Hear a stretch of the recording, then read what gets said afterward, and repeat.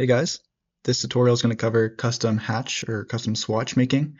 Essentially, what a hatch or a swatch is it's a fill for a closed region. So this can be a hatch or this is a hatch, right? So you'll come to find that Illustrator has a pretty limited selection with the hatches they have, and you might want to make your own, right? And it's actually really quite simple.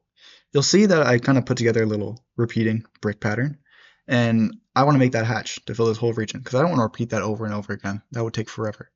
So first thing you have to do is go to Window and go down to Swatches here and activate that panel here.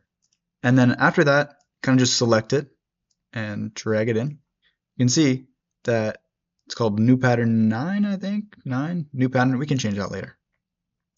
Go in here, apply it, and boom, there's our brick texture. Looks good, right? So if you don't think it looks good, what you can do is you can double click on the pattern in the swatch and you can edit it however you like. I can change this line to be pink, or I can fill this with red, right?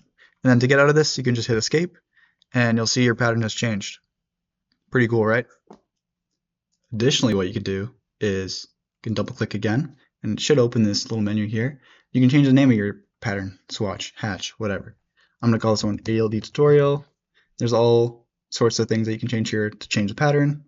Let me just make this one and it'll shrink it like that, right? So all sorts of cool stuff you can change within this menu.